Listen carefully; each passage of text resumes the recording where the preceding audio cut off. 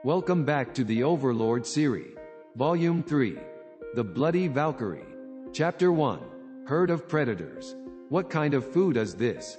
A shrill, nigh hysterical voice cut through the air, and then the sound of crashing cutlery echoed through the dining room. Several people turned to look at the girl who was kicking up a fuss. The girl was so beautiful that using the word to describe her seemed inadequate. Her looks could rival those of the kingdom's most beautiful woman, the one with the appellation of golden, and her anger only added to her charm. In addition, every move she made was elegant and refined, even while throwing a tantrum. She must have been nobility in some country, the heiress to a high-born family. She flicked at her long French curls in annoyance, and glared at the food before her in dissatisfaction. All manner of dishes packed the table before her. There were freshly baked loaves of bread, still steaming in their basket. The plates were laden with thick, rare cuts of juicy red meat, served with sweet corn and buttered mashed potatoes. The sight of them stimulated the appetite. The fresh vegetables which made up the salad were still crisp and soft, and their fragrant dressing filled the room with a citrus scent. The highest class inn in Rantel, the shining golden pavilion, used preservation magic to keep their ingredients fresh. Naturally, only the finest of chefs were allowed to turn said ingredients into meals. However, despite the best efforts of the most skilled chefs that used the finest ingredients to produce culinary works of art, which only nobility, royalty, or the wealthiest of merchants would be privileged enough to taste, the girl turned her nose up at the plates before her. It was only natural to feel shocked by her complaint, but beyond that, the people who heard her also felt curiosity about what she normally ate. "It tastes horrible." The words she uttered after that were singularly inappropriate for this place, and they left everyone in the room speechless. However, the old butler behind the girl kept his expression neutral and did not change his stance even when the girl turned and glared at him. He remained unmoved, as though he could not make any other facial expressions. I can't bear to stay in this rundown city any further. We're setting out now. But young mistress, it's already evening." Silence. "I said we're going. So we're going. Do you understand me?" Only after hearing the girl's childish tantrum did the butler's posture change. He lowered his head and replied, "Understood, young mistress. I shall begin travel preparations immediately." "Humph, if you understand. Then hurry up and get ready, Sebas." The girl tossed away the fork she was holding and rose to her feet, before flouncing out of the dining room. She was still fuming as she did so. After the storm had passed, a solemn, dignified voice lightened the heavy mood in the room. "I apologize to everyone for the disturbance." The butler picked up the chair which the girl had knocked over and replaced it, then bowed deeply to everyone in the dining room as a sign of contrition. Quite a few of them accepted the old man's immaculate apology with pitying eyes. "Innkeeper." Yes, a man who had been waiting in the wings approached the butler. "Once again, I apologize for startling everyone. Though I know it will not excuse this offense, I hope you will allow me to pay for the meals of everyone here."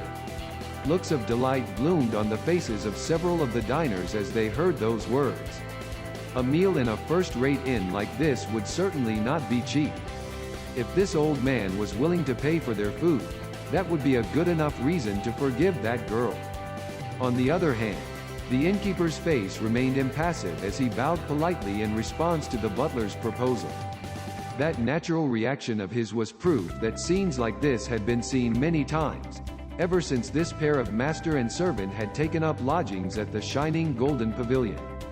Sebas looked toward a corner of the dining hall, at a destitute-looking man shoveling food into his mouth. As the man noticed Sebas's eyes on him, he rose to his feet and quickly walked toward Sebas. Compared to the other guests, the man seemed completely out of place. He lacked both style and class, and so he stood out from everyone around him. Although his clothes were no shabbier than those of the people nearby, they did not go well on him. In fact, it was quite comical, like a clown in fancy dress. "Master Sebas, what is it, Zack-san?" The other guests frowned as they heard the smarmy tones in which Zack spoke. The way he wrung his hands went very well with the way he was toting up to Sebas. However, Sebas's expression remained unchanged. As a hired man, I have no room to propose an alternative, but would it not be better to reconsider the decision to set off immediately? Are you saying you have difficulty driving a wagon at night? That is one of the reasons, and I have some other business to take care of. Zack scratched his head over and over again. Though his hair looked clean enough, the way he was scratching made it seem like he was going to start throwing off flakes of skin. Quite a few people's frowns deepened further. However, whether he had noticed or not, he ended up scratching even harder. However, the young mistress will most likely not accept that suggestion. Or rather, given the young mistress's personality, she will not change her earlier decision. With a steely, unyielding look on his face, Sebas concluded, "Therefore, we have no choice but to set out." But Zack's eyes darted around, looking for some other excuse to give. However, he found none, and he grimaced. "Of course, we will not be leaving right away. We will need some time to load the young mistress's luggage onto the wagon. During that time, please prepare for our departure." Sebas noted the wily gleam in the eyes of the impoverished-looking man before him as he scrabbled for something to say. However, Sebas did not show any signs that he cared. This was all to cover up the fact that all was going as planned. "Then, when will we be leaving? How about 2, maybe 3 hours later? If we leave later than that, the streets will be shrouded in darkness. That is probably the limit." That disgusting, calculative look appeared in the man's eyes again. Sebas once again pretended that he had not noticed it. After licking his lips several times, Zack replied, "Hee, that should be fine." "Excellent.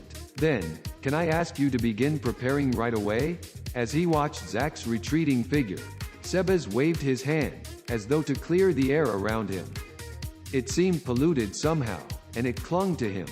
Sebas, his face a mask of neutrality, fought the urge to sigh. Frankly speaking, Sebas had no love for such despicable characters. Perhaps his colleagues Demiurge and Shaltir could derive some minor amusement from these people by treating them like toys, but Sebas did not want to let people like that near himself. There were some shared opinions in the great tomb of Nazarick, such as, everything which does not belong to Nazarick is an inferior life form, and, other than a rare few exceptions, humans and demi-humans are weaklings that must be trampled. Sebas operated by his creator's credo that, those who do not save the weak cannot call themselves strong, and thus he had his doubts about those opinions. However, he began to feel that there might be some truth to them when he met wretched individuals like Zack. Good grief, humans should be an outstanding species. After raising his hand to stroke his neatly trimmed mustache, he turned his thoughts to what he should do next. The plan was going quite well. However, he still needed to confirm the details with his observer. Just as Sebas was thinking about the direction in which he would proceed, he noticed a man approaching him. It must be quite hard on you to have to set out at this time. The person addressing him was a clean-shaven man in his late 40s. His black hair was streaked with white, and due to age and heavy meals, his pot belly was soft and rounded. He was tastefully dressed, in clothes that both reflected his high station and his sense of style. "Bardo-san, I presume?" Sebas dipped his head in acknowledgement. The man, Bardo, extended a hand to stop him. "Ah, no, there's no need for such formality." The man called Bardo Lawfully was a merchant, who controlled a large portion of the grain trade in this city. For some reason, he had come over and begun speaking to Sebas. The fortress city was a strategic location in war. Bardo was heavily involved in the food trade here, which made him quite a big figure among the city's many merchants. Once one had a fighting force of over 10,000 men, feeding them became a task which consumed great amounts of time and manpower. Therefore, the kingdom's policy on that matter was to march their troops to this city with minimum rations, whereupon they would resupply upon arrival. Therefore, merchants who dealt in food and weapons were quite influential in this place, unlike regular cities. Anyone in Rantel with such power would never chat up someone else simply because they were eating in the same restaurant. Therefore, he must have had some motive for reaching out to Sebas. Still, Sebas had been expecting this. Sebas-san, that person's not a good sort, is he? Sebas's expression changed for the first time as he smiled while answering courteously. His response implied that he knew exactly who Bardo was referring to.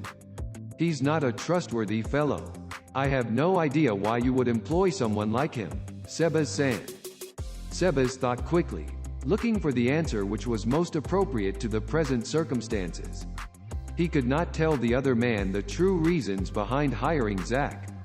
However, if he said that he had hired Zack because he was a nobody, Sebas would look bad in the eyes of others and their opinions of him would suffer. Although they had decided to leave this city, he wanted to avoid Bardo thinking poorly of him. In the future, they might need to make use of the man. That might be correct, but nobody has sold himself the way he does. Granted, his personality is flawed, but the young mistress appreciates his passion. Bardo smiled uncomfortably, and his opinion of the young mistress in question fell by another notch. She was there for precisely that purpose, so it could not be helped, but Sebas still found it difficult to have her take the blame for this. I fear I have gone too far. I hope you will remove those words from your memory, though I would still suggest that you try to persuade your mistress otherwise. There might be merit in your words. However, when I think of the young mistress's father, that is to say, the kindness that he showed me, I simply cannot. Of course, loyalty is important. Bardo's voice trailed off, and the rest was unintelligible. In that case, would you like me to send a few reliable men along with you? There is no need for you to go to such lengths for us. Those words may have been spoken with kindness and warmth, but they were an ironclad denial. Perhaps Bardo sensed the firm determination hidden within that reply, which was why he decided to try a different angle of approach. Is that so? I personally feel it would be better to be escorted by competent bodyguards. The way to the royal capital is long, and unlike the Empire, the roads of the kingdom are not very safe. I could recommend some reliable mercenaries. The security of the roads in the kingdom fell to the nobles who owned the land through which those roads passed. In turn, they would collect a toll from travelers. This was the privilege of the nobles, but in truth, it was little more than a means of collecting a road tax, and the security of the roads was riddled through with holes in many places. It was quite common for travelers to meet brigands or sellswords who had turned to banditry while on the road. In an effort to solve this problem, the Golden Princess had worked hard to have the roads patrolled by guardsmen loyal to the crown. However, there were far too few of these patrolmen for the plan to have any effect. In addition, the nobles were worried that their privileges would be infringed upon, and worked to get in the patrolmen's way. In the end, the situation was one where the country could not ensure the safety of its own roads. Therefore, traveling merchants typically hired adventurers or a band of trusted mercenaries to defend themselves.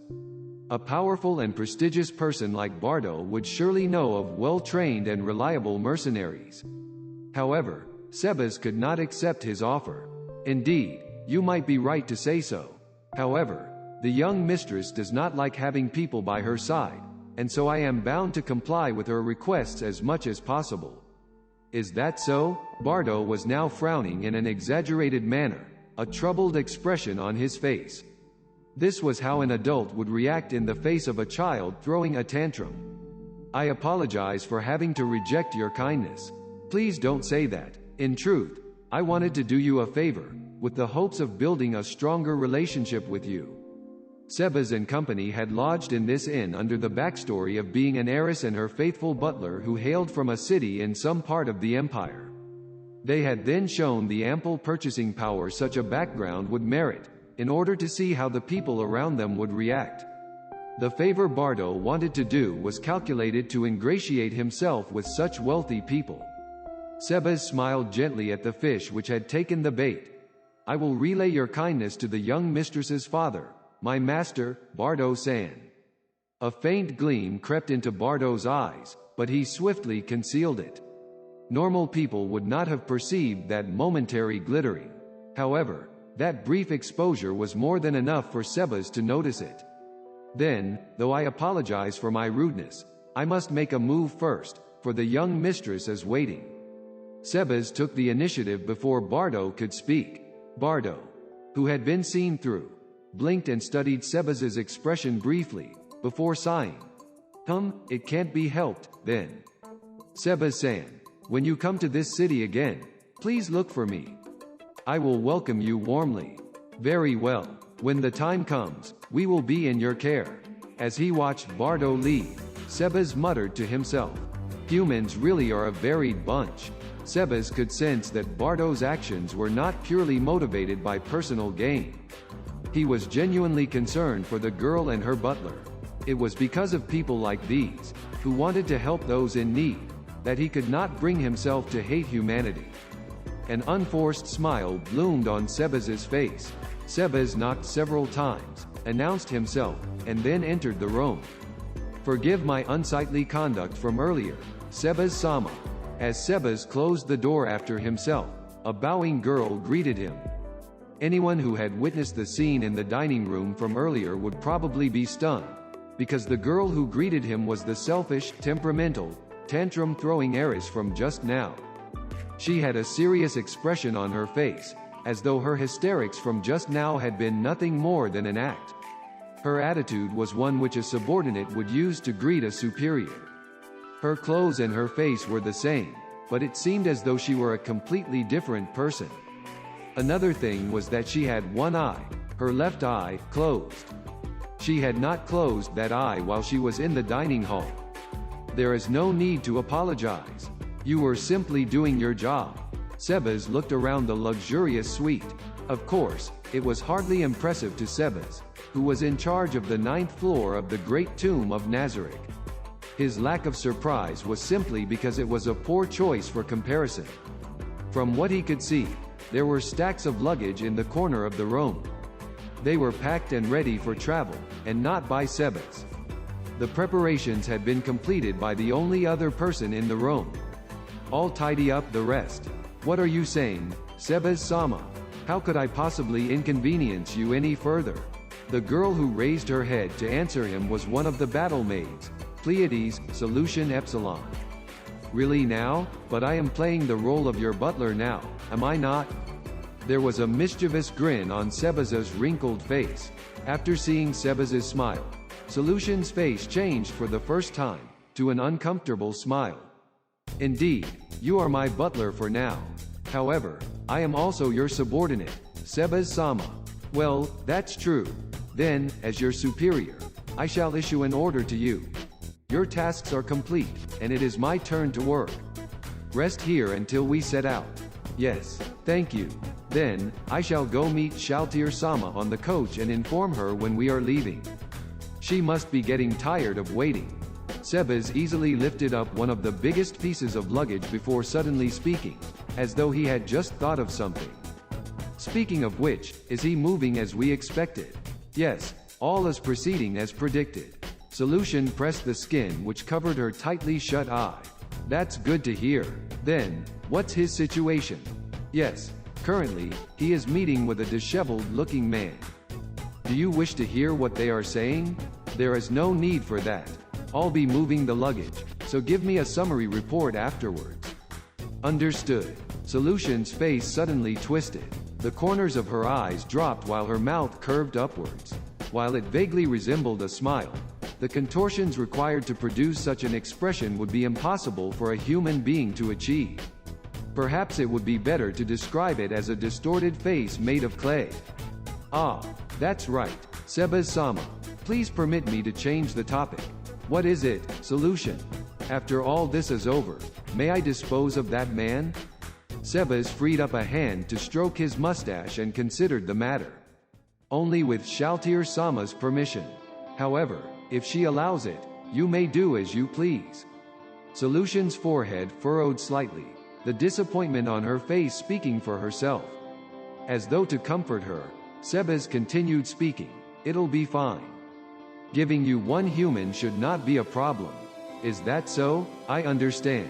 Then, Please tell Shaltir-sama that I would like that man, if possible. Solution was all smiles. That sunny, cheerful expression would entrance anyone who saw it.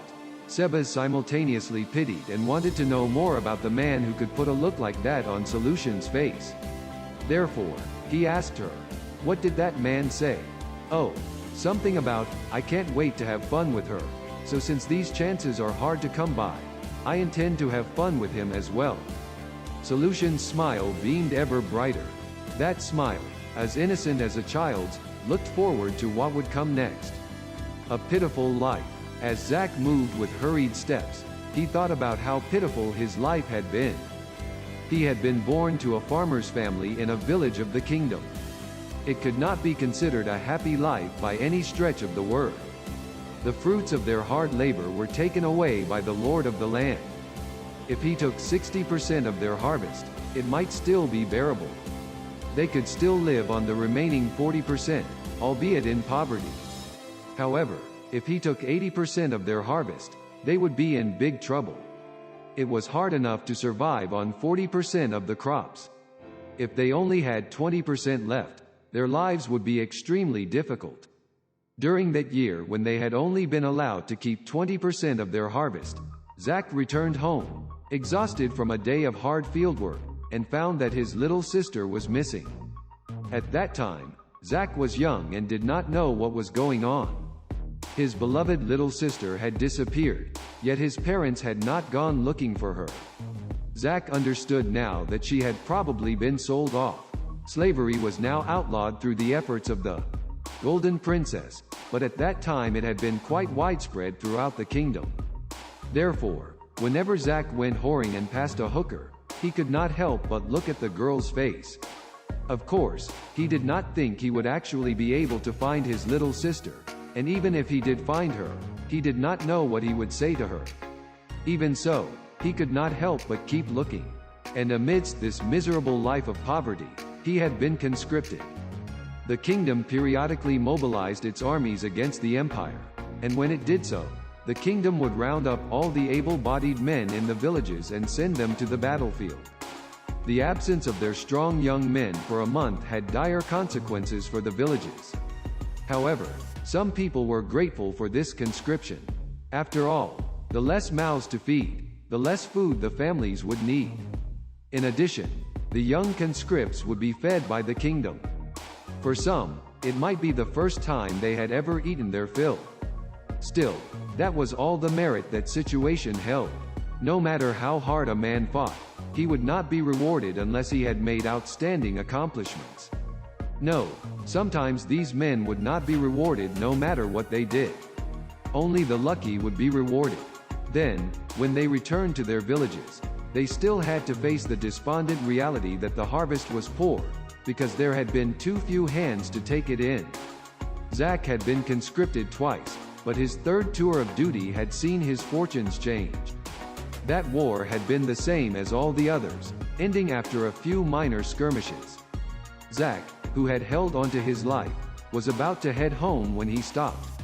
He looked at the weapon in his hand, and it was as though he had received a sign from the heavens. Instead of returning to his village, would it not be better to choose a different way of life? Still, Zack was a mere farmer with just a bit of basic training. He had little choice in what sort of new life he could lead. He did not possess exceptional physical abilities, nor did he possess a talent, a special ability that was only possessed by a few special people.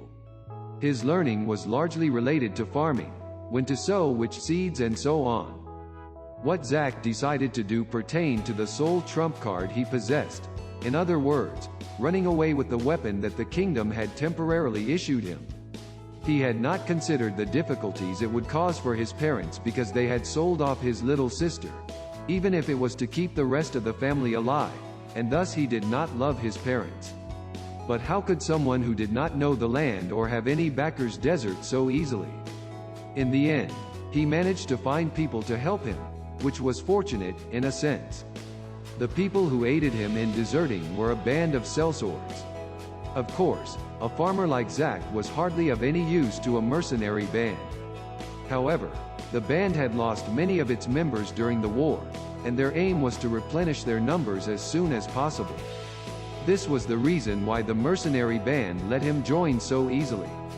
However, they were not a proper, law-abiding organization. While they fought as mercenaries in wartime, during peacetime they were essentially bandits. After that, Zack led a life filled with unspeakable deeds. Having was better than not having. Taking was better than being taken from. Making others weep was better than weeping himself. This was the life Zack lived. He did not feel it was wrong, nor did he regret it. His faith in that grew ever deeper every time he heard the wails of the oppressed. Zack ran through the Paupers district.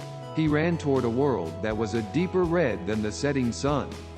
Having run continuously ever since leaving the inn, he was panting heavily and his forehead was covered in sweat. His building fatigue made him want to stop, and he wondered if he should take a break. However, time was tight, and so Zack spurred his tired body forward and continued running. Just then, as Zack took a sharp turn, that was close, mumbled the figure on the other side of the corner as it somersaulted away, accompanied by the clattering of metal. A startled Zack looked at the black shape which had leapt clear. She was a pretty girl. She wore a black cape which made her seem to blend into the shadows, but her shiny purple eyes, filled with curiosity, were looking straight at Zack. Tired and out of patience, Zack yelled at her. "That's my line. It's dangerous. Watch where you're going." The girl did not seem afraid of Zack's ranting. Instead, she smiled coldly. That spine-chilling smile made Zack retreat instinctively, without the courage to so much as draw his weapon. It was like a lion glaring at a mouse. Perhaps the sound of metal he heard when the girl had leapt back came from the armor she was wearing. An armed and armored girl. Perhaps she was an adventurer. He had picked the wrong person to antagonize. Danger sirens blared through Zack's head, and at the same time he thought of something. He did not look down on her as weak because she was a woman. Zack knew that there was an adventurer team composed purely of strong women. The strongest man in the mercenary band he belonged to had brought it up once. On the other hand, Zack might have been a mercenary, but he was one of the weakest members of their fighting men.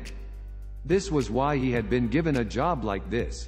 He was covered in sweat from running, and as Zack began regretting what he had done, it quickly became another type of sweat altogether. Just as a look of fear completely covered Zack's face, the girl's smile lost its frightening quality. Well, forget it. I don't have time for this. Still, if I run into you again, you're going to have a bad time." The girl went around him, leaving those words behind. Interested, Zack turned to watch as she left. He mused that the place in front of him was an uninhabited part of the Paupers district. What was a beautiful woman doing out here so late? The thought piqued his curiosity, but he had something more important waiting for him, so he cut his introspection short and moved on. Soon, he arrived in the Paupers district, at a corner which was filled with many run-down houses. He looked around to see if anyone was following him. The sun slowly sank beneath the horizon, painting the world in shades of black, so Zack focused on whether anyone was hiding in dark corners.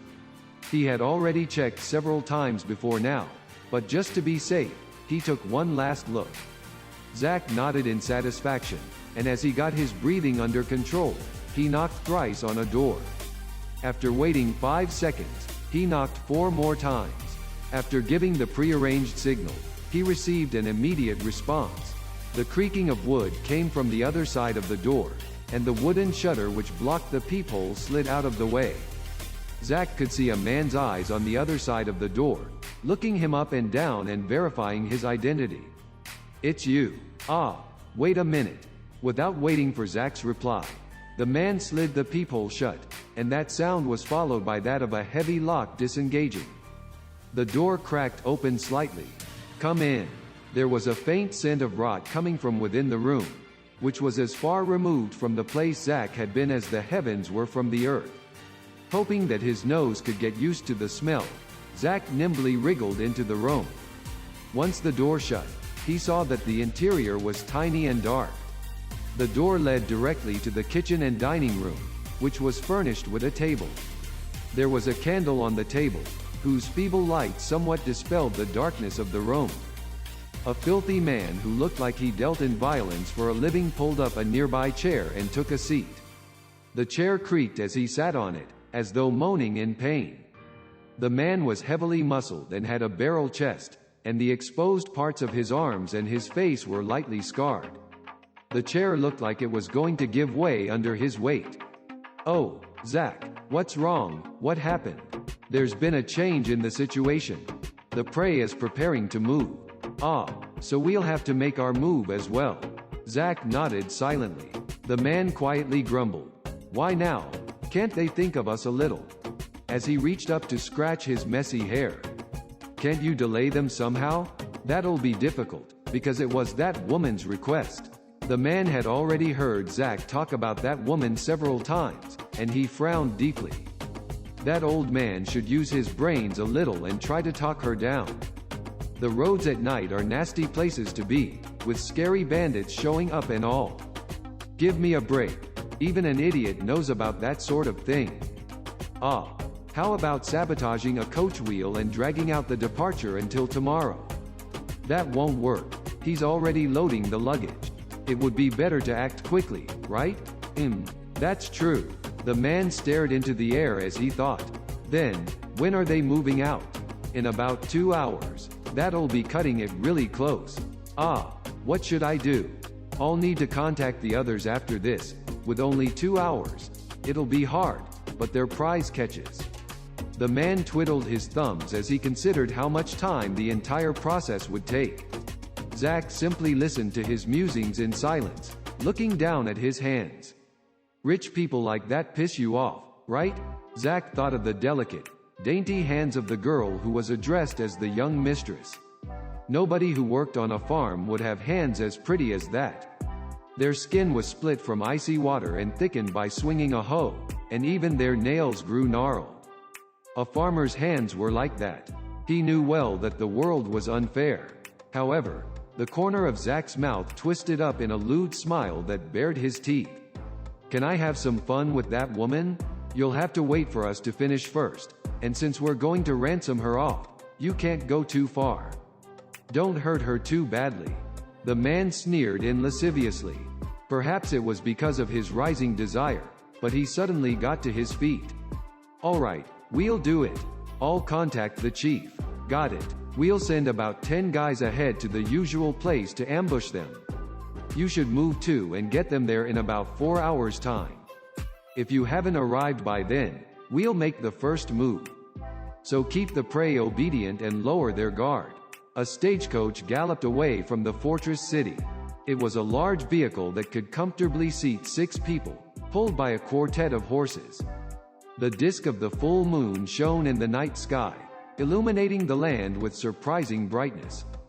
That said, racing at full speed through the night was still a foolish course of action. The wisest course of action would have been to pitch tents, light lanterns, and post sentries while they spent the night here. The world at night was not under mankind's control. No, that would not be entirely accurate. No place without light could be considered part of humanity's world. The night concealed all manner of animals, demi-humans, and monsters. Many creatures possessed the gift of dark vision, and these creatures often attacked humanity. Still, the passengers in the stagecoach barely felt their vehicle galloping through the perilous night. This was not because of good shock absorbers or the like, but because the coach was traveling along a cobblestoned road. The paving of roads had begun after the suggestion of the Golden Princess, but the only places where it had been completed were in those demesnes held by the crown and by Marquis Raven, one of the 6 great nobles. This was because the other nobles protested this gesture, feeling that such roads would only benefit the empire when they attacked the kingdom. The maintenance costs for those roads had also sparked much debate. The reason why Princess Renner had reached out to traders to foot the bill was because the nobles in charge of the areas through which the roads passed were dragging their feet on the matter. Thus, the paving work was in this a sad state of affairs. Since this region was not too far from Irantel, which was administered by the crown, the work here was of quite a high standard. Still, it was not perfect. The wagon wobbled a little as it traveled along the street, and some faint vibrations made their way to the passengers. These tremors terminated the conversation between the occupants of the vehicle. Among these occupants were Sebas, with Solution by his side.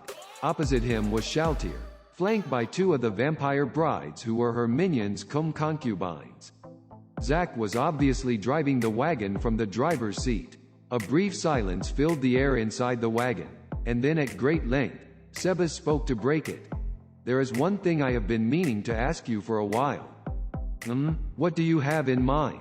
I noticed that you and Ora-sama do not get along very well. Is there any particular reason for that? Actually, I feel we do get along quite well. You are listening to Overlord on light novel Aloud. As Shaltir answered quietly, she stared at the nail of her pinky finger, as though bored. The pearly white fingernail was about 2 centimeters long. Although she had a file in hand, the nail looked quite neatly trimmed, so there was no need to work further on it. Shaltir also felt that further action was unnecessary, so she tossed the file to one of the vampire brides by her side. After that, she made to grope the breasts of the vampires beside her with her now empty hands. However, when she noticed the expressions on the two people in front of her, she retracted her hands, a somewhat embarrassed look on her face.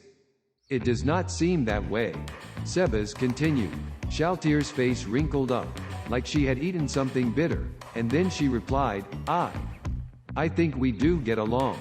I simply tease her a little because my creator, Pararanchino-sama, designed me to feud with her. Still, there is no real enmity there. Perhaps Bukabukachagama-sama designed that girl to not get along with me as well." Shaltir waved her hand, as though she were very bored, and then met Sebas's gaze for the first time. "Speaking of which, my creator Pararanchino-sama and that girl's creator, Bukabukachagama-sama, were elder sister and younger brother. So in that sense, she and I are also sisters. A sibling relationship, I see. In the past, Pararanchino-sama discussed the matter with other supreme beings, Lucifer-sama and Nishiki Enrai-sama, when they came to my domain." A look of reverence crept into Shaltir's eyes as she recounted her memories of accompanying these exalted personages. Pararanchino-sama once mentioned that Bukabukachagama had the profession of a seiyuu. So popular was she that she even lent her talents to things called eroges, so whenever he purchased a game he eagerly anticipated, he would end up thinking of his sister's face and he would lose his motivation. Shaltir added that she did not know what he meant by that. A somewhat baffled Sebas tilted his head and said, "A seiyuu.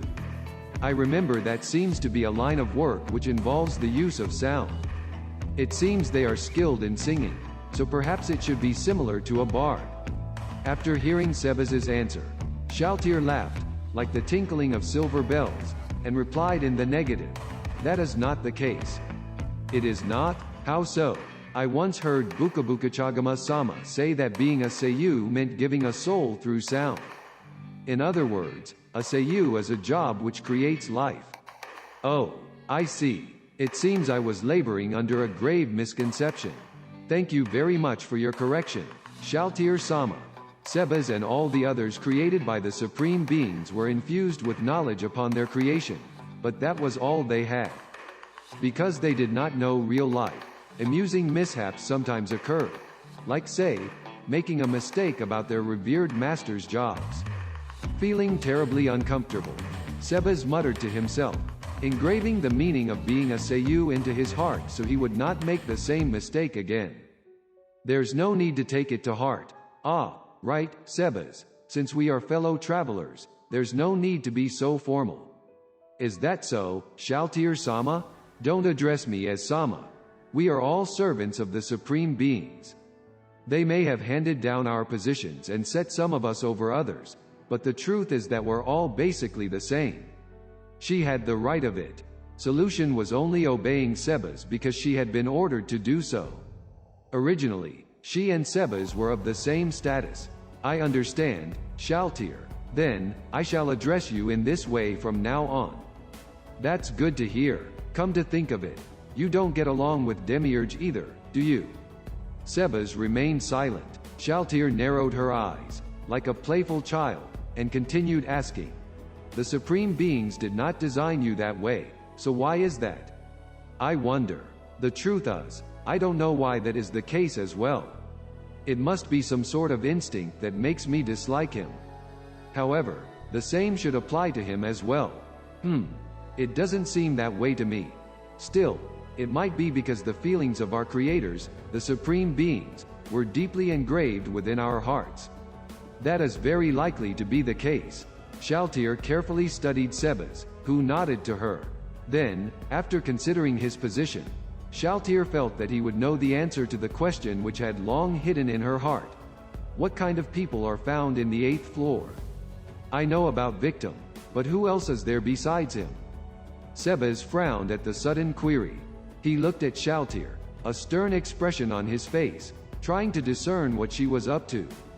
From where she was seated to the side, Solution's expression changed as well, though it was subtle enough that the others did not notice. In the past, there were fools who defied the supreme beings and invaded Nazarick, breaching the defenses of the 7th floor. However, they did not reach the 9th floor, where the supreme beings resided. That being the case, they must have been stopped at the 8th floor, right? Though I do not have any recollection of the event, the opposition must have brought fearsome fighting power with them to make it that far in, so I believe they were halted with equally extraordinary might. However, I have no idea who intercepted the intruders. No, Albedo should know. After all, she is the guardian overseer of Nazarick. It would be strange if she did not know that. As though ignoring the silent Sebas, Shaltir continued asking. It's kind of annoying to hear she's one step ahead of me. What sort of mysterious beings are found on the 8th floor? Characters personally crafted by Ainz Sama, perhaps? Sebas was made by Touch Me. Demiurge was made by Ulbert Alan Odal.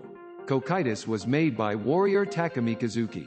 However, even Shaltir did not know what sort of NPC that Ainz, or Momonga, the highest ranked of the 41 supreme beings, had created. Surely he had created somebody, right? That being the case, it was reasonable to conclude that this mysterious character resided on the 8th floor, about which Shaltir had no knowledge. No, that should not be the case. This is just a rumor, but I heard that the NPC Ainz created is called Pandora's Actor, and his strength is comparable to the rest of us Guardians. Apparently, he defends the depths of the treasury. Does someone like that really exist? Unlike Albedo, Shaltir had not been infused with knowledge about everyone in Nazarick. Therefore, this name was new to her. Granted, the treasury was a place which one could only enter with the ring of Ainz Ooal Gown, but it would be strange to leave it unguarded. The depths of the treasury. All of the highest-end magic items that Ainz Ooal Gown had collected were stored in there. It was also said that it contained several world-class items. That being the case, it was the most suitable location for the NPC created by the greatest of the 41 supreme beings, Ainz, to defend. Shaltir's pride was somewhat bruised as she considered that she had not been chosen to guard such exalted ground, but she consoled herself with the thought that it was unavoidable. To Shaltir, keeping intruders from straying beyond the 3rd floor was also a crucial task, every bit as important as protecting the treasury. And now, her master had given her another vital task. Indeed, but I have not seen that person before. After all, one cannot travel to that place without a ring. Oh, Shaltir's answer was devoid of energy, as though she had lost all interest in the whole thing. However, Sebas did not seem to mind. Still, the 8th floor is a mysterious place, it's kind of a shame. Indeed, after all, it is a place that even we cannot enter. There must be something inside. And what exactly is that something? Could it be there's a trap in there which might even attack us? That's not a bad idea. Though if I had to guess, could it be a death trap that indiscriminately kills anyone who enters it? The Great Tomb of Nazarick was handcrafted by the Supreme Beings, and defended by us, who have pledged our lives in service. Anyone who could penetrate an impregnable fortress like that and breach the 7th floor would probably not be stopped by a trap like that. Do you want to take a look? Shaltir had a smile on her face, like a child up to some mischief. Sebas's smile was the same as always, but there was a certain nuance to it now. Do you intend to defy Ainz-sama's wishes? Just kidding, just kidding. It was just a joke, no need to look so scary. Shaltir, curiosity killed the cat. We should wait quietly until Ainz-sama tells us otherwise. You've got a point there. Then, has our prey taken the bait? Sebas did not ask about the sudden change in topic. Instead he directly replied, yes, they've fallen for it hook, line, and sinker. All we need to do is reel them in. Shaltir nodded slightly, and then she lightly licked her lips. Her crimson pupils blazed. Sebas immediately realized what would put Shaltir in a mood like that. Sensing that this was the perfect time to do so, he decided to bring up Solution's request from earlier. I have a request to make concerning this matter, Shaltir. What is it? The reply was one of annoyance, given that Sebas had jolted Shaltir out of her delight over what was soon to unfold. As though to comfort her, Sebas continued, could you give the driver of our coach to this girl? Is he an underling? Indeed. He seems to be a messenger of sorts. Shaltir closed her eyes and pondered the request. After considering several possibilities, she seemed to have come to a conclusion, and she nodded. That should be fine. Besides, he doesn't look like he'd taste good if I fed on him. You have my sincerest thanks for your generosity, Shaltir. Thank you, Shaltir-sama. Ah, you're welcome. Think nothing of it. Shaltir was quite surprised by how tenderly Solution smiled to her. She had not expected such a sincere expression. Then, Shaltir composed herself and turned to Sebas. Then, we're even for that little mistake of mine just now. I understand. In truth, I didn't expect you to do anything quite as foolish as that. It was merely a jest, was it not? Indeed, you're right. If you had said such a thing, Sebas, I would have taken it as a joke as well. Then I would have my subordinates watch you in silence. At the first sight of any treachery on your part, I would remove your limbs and have your torso dragged in chains before Ainz-sama. I'm hardly as ruthless as you are, Shaltir. No, things like that only make me doubt your loyalty more. You would do that too, wouldn't you? Sebas and Shaltir locked eyes, and smiled from the bottoms of their hearts. Besides, I like cute girls the best. There might be a different sort of entertainment in giving him to Solution. Then, how do you intend to capture them? Through paralysis or hold person? Before they had set out for Irantel, Ainz had given Sebas an order. I want to capture humans who know martial arts or magic. However, you will only go after criminals whose absence will go unnoticed. Therefore, Solution and Sebas had played the role of a stuck-up, stubborn heiress and her easily bamboozled butler, with the intention of hooking a fish like Zack. Shaltir's mission, on the other hand, was to use a fish like that to net the entire school which followed him. Why would I go to such great lengths? Ainz-sama did say that it was all right to drain them dry and turn them into slaves. The important things was that I absolutely had to capture them. Still, investigating them all one by one would be a hassle, so I might as well just suck them all dry. Sebas did not speak the words in his heart, I see, but instead nodded. Still, he had to acknowledge that he was not entirely comfortable with Shaltir's interpretation of her orders. With that in mind, Sebas could not help but say, from that point of view, Demiurge-sama would be the most suitable for that sort of work. After all, he can control his opponent's thoughts, much like Aura-sama can with her breath.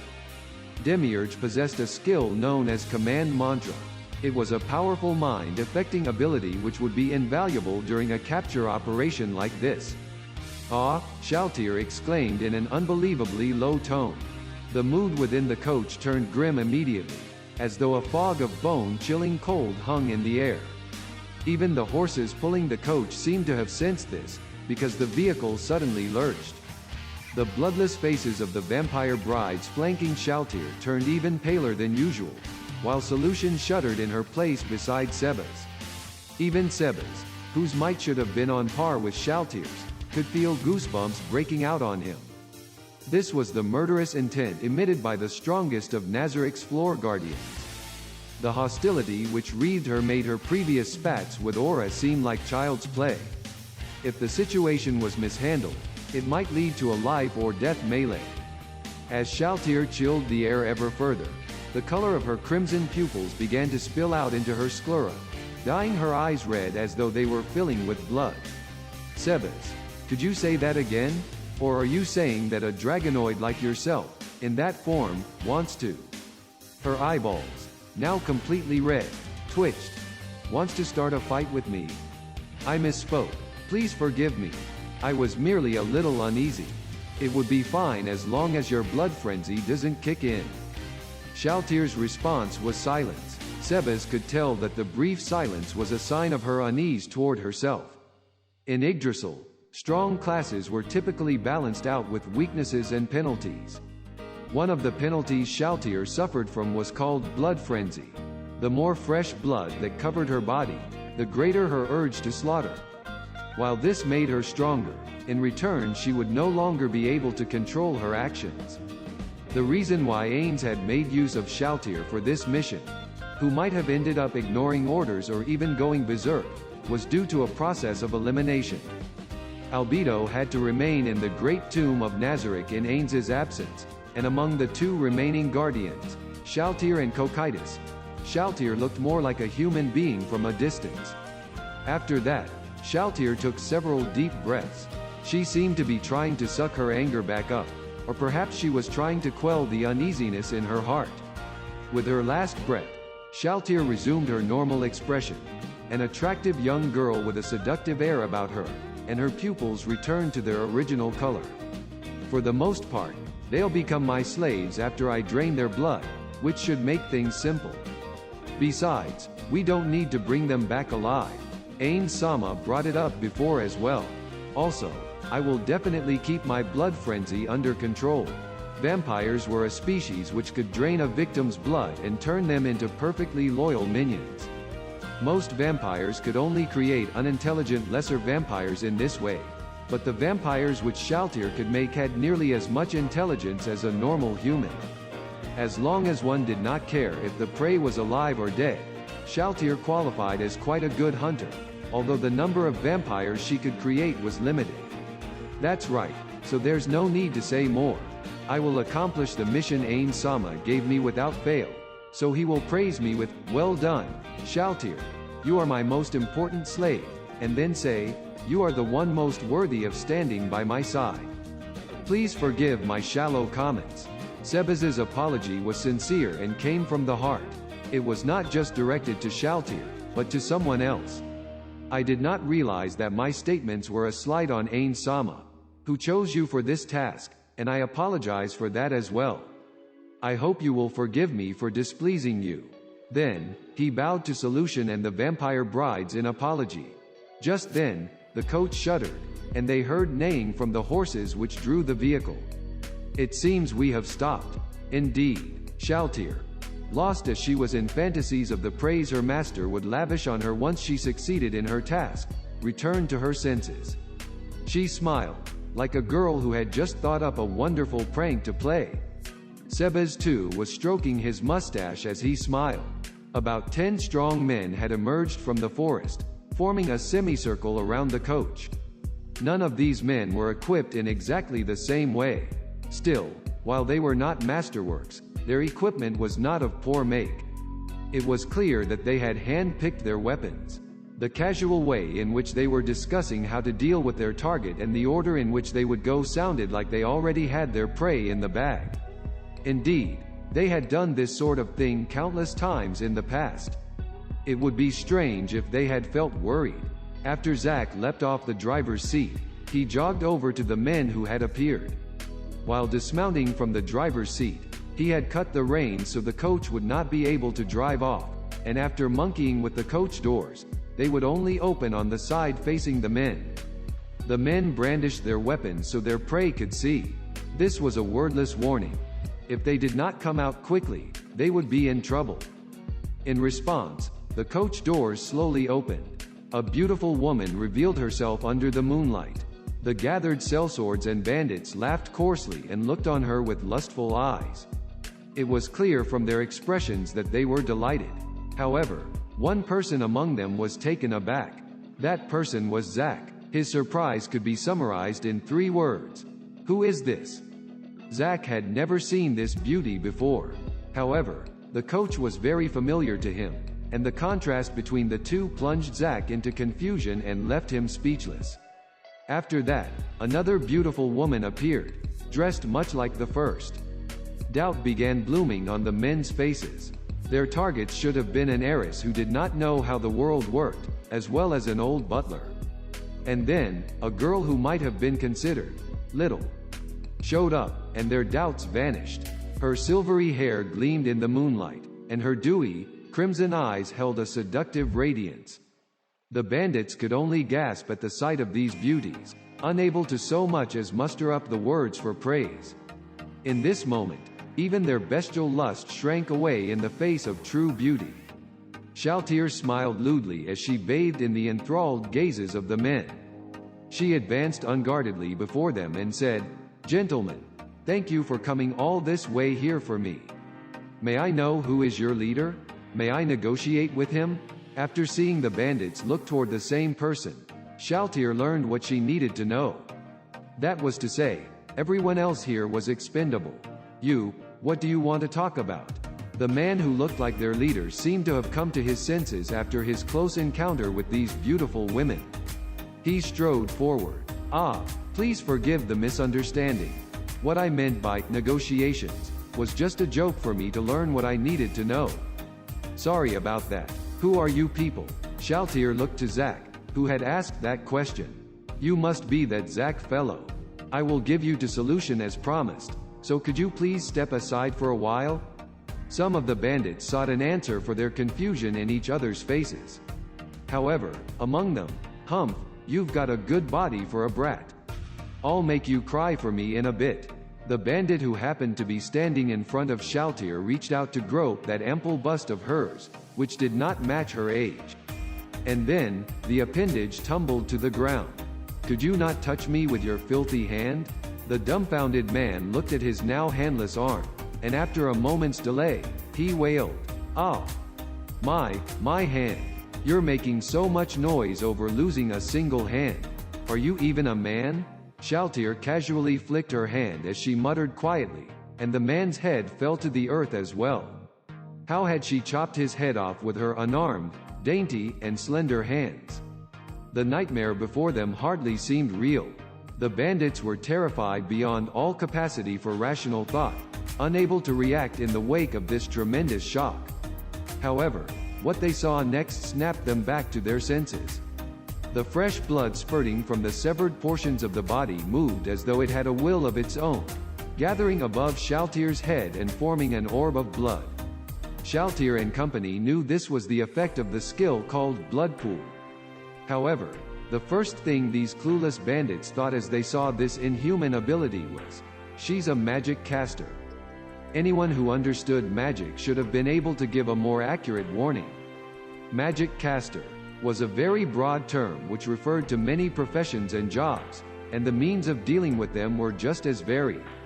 In particular, one might think of Shaltir, who only wore a dress, as an arcane magic caster, or perhaps a spiritual magic caster. However, none of them spoke a warning like that. One could thus conclude that none of them knew anything about magic. In other words, they thought of anything they could not understand as magic. As Shaltir realized this, she looked disinterestedly at these panicking bandits, who desperately raised their swords against her. How boring. Clean this mess up. Also, leave this one and that one, understood? Yes, Shaltir-sama. The vampire brides waiting behind Shaltir on either side stepped forward, and one of them punched the face of a bandit trying to attack Shaltir, sending him flying. It looked as though someone had swung a metal pole into his face with all their strength. The bandits arced through the air, accompanied by the sound of something like a filled balloon popping.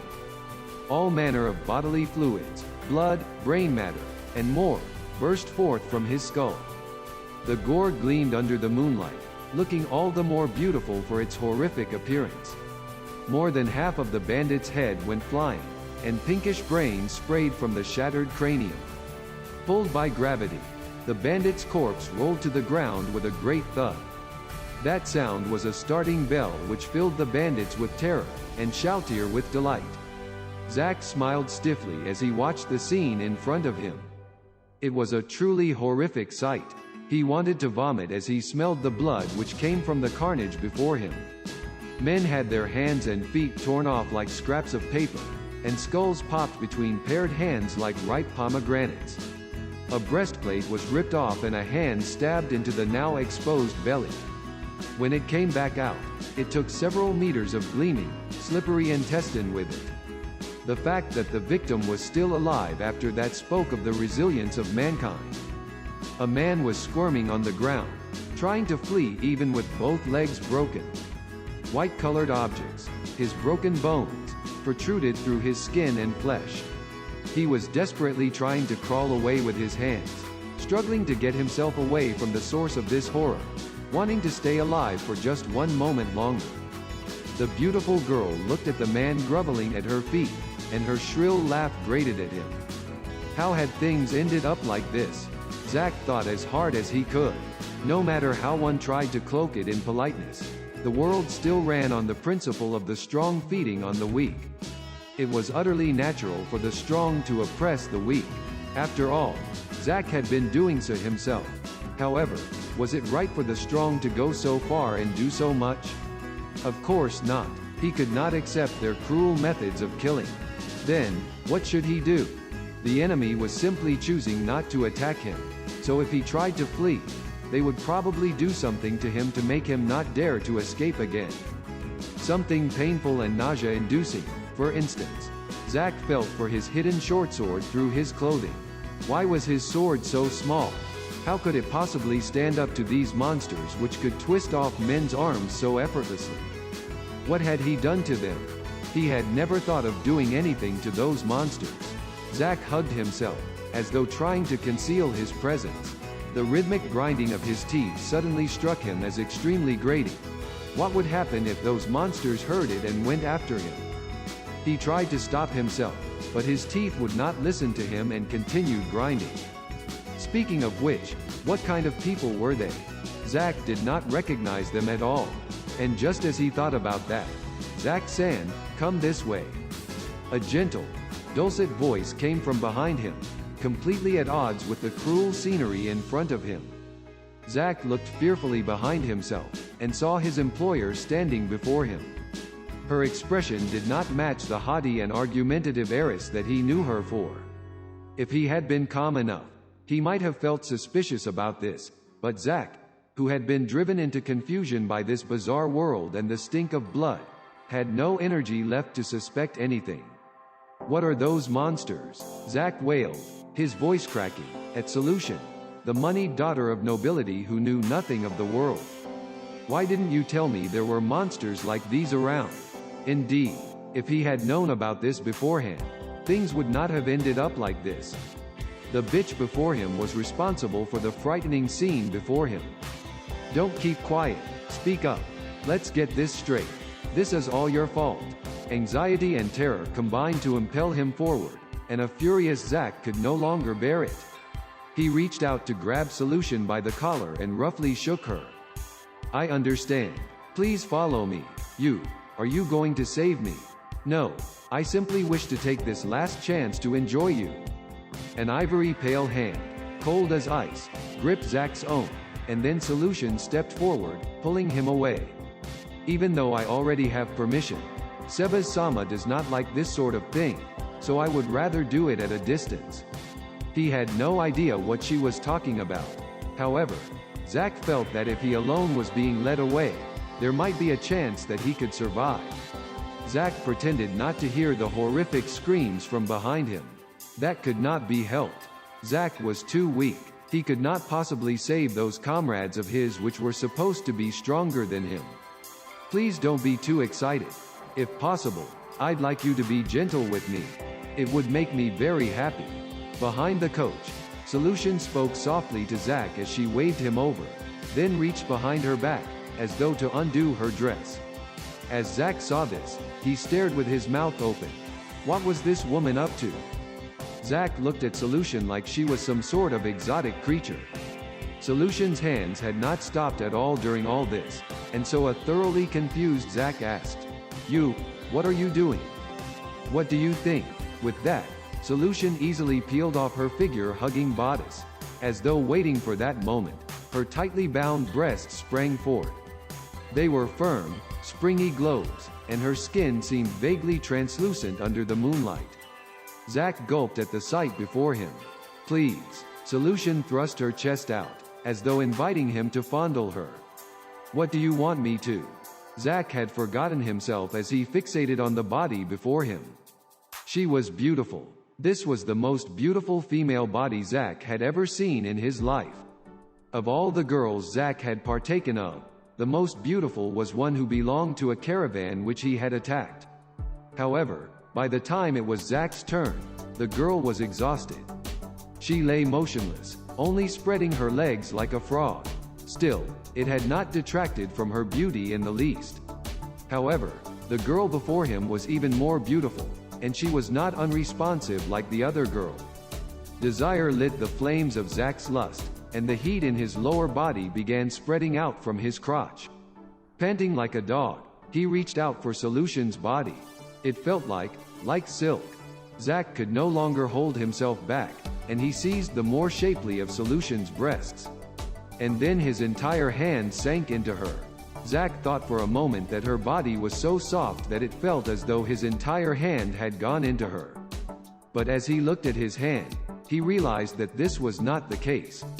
Zack's hand had literally sunk into Solution's body. What the hell is this? Zack screamed in surprise and tried to pull his hand back, but he could not budge it.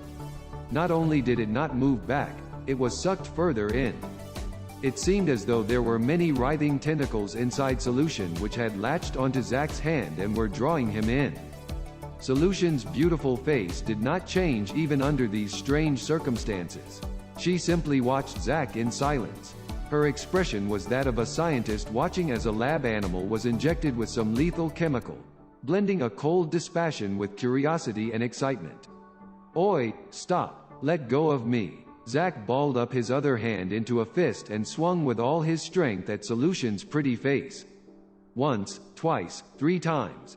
Zack swung at full force, punching heavily and not caring if his fist was injured. That beautiful face remained unmoved despite a grown man striking it with all his might. It did not seem to hurt her at all. Instead, Zack was frightened by what he felt when he hit her. That sensation was like punching a soft, filled water skin. Under normal circumstances, there should have been some resistance to his punch, but he did not feel that he had struck bone at all. This was not how punching a human being should have felt. The unreal scene of carnage behind him, forgotten due to his excitement, suddenly flashed through his mind. Zack choked back the impulse to scream. Eventually, it dawned upon him. The woman bearing her chest to him before his eyes was also a monster. "Did you finally realize it? Then, let's begin the fun part, shall we?" As she said that, a pain like the stabbing of hundreds of needles radiated from his stuck hand.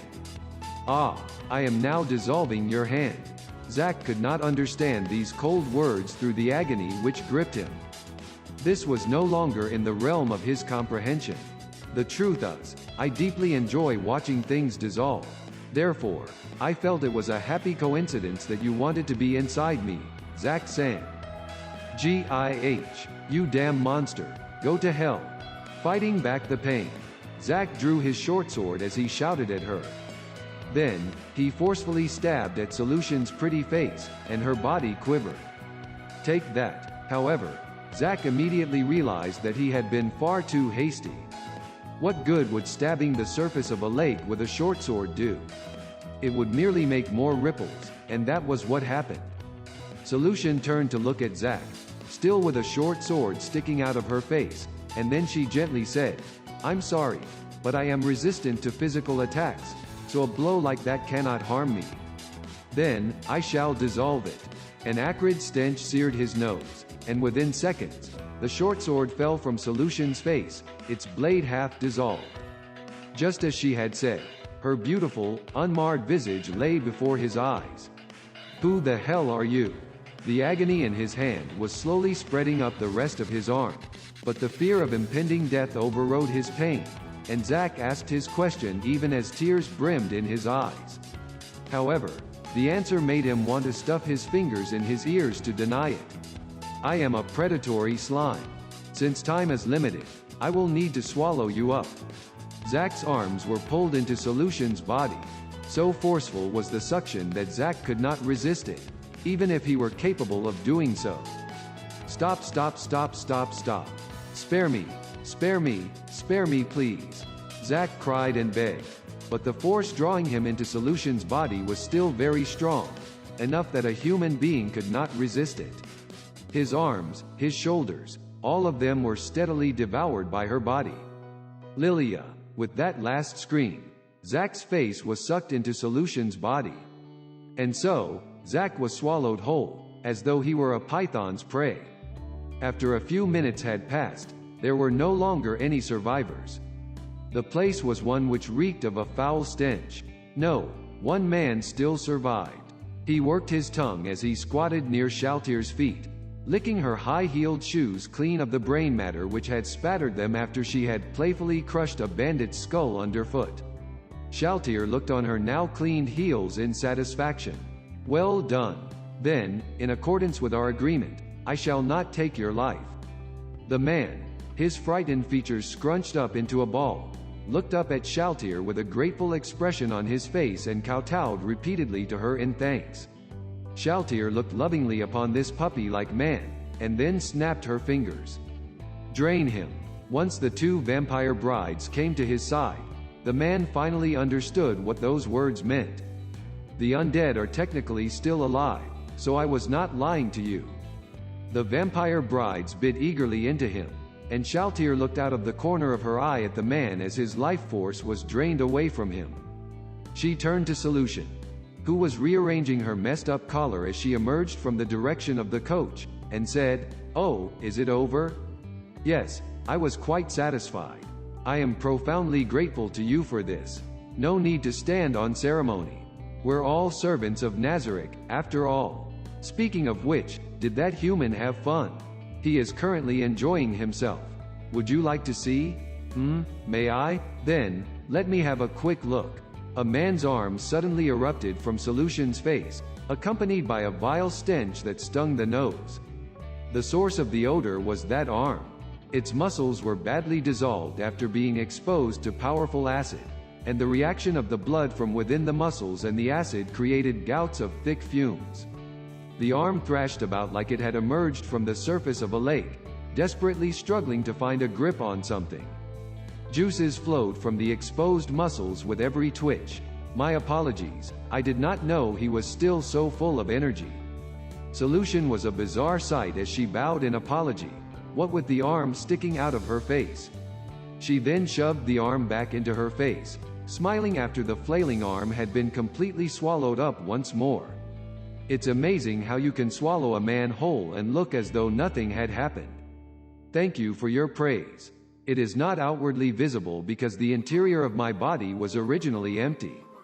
In addition, I have always been a creature like this, so this must be the effect of some sort of specialized magic. Oh this might be a bit nosy of me, but when will he die? I could secrete a stronger acid to kill him immediately if you wish, but since a human who wishes to enter me is a rare occasion, I would like to let him enjoy it for an entire day.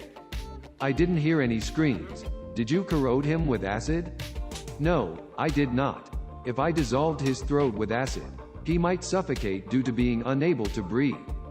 Therefore, I inserted part of my body into him to suppress his voice, and it also has the effect of preventing bad smells. I'm quite impressed by your attitude of paying close attention to your toys and playing with them for as long as possible. Incidentally, can you corrode specific places with your acids? For instance, only corroding a certain place? Indeed, that is an easy task to accomplish. The proof of that are the scrolls, potions, and other magic items within my body, and the fact that those items are intact. I could move freely even if I were to take your body within mine, Shaltyr-sama, though I would have to ask that you did not move too much. Predatory slimes sure are amazing. Do you want to play together next time? That will be fine. Although, where do you plan to get the toys from?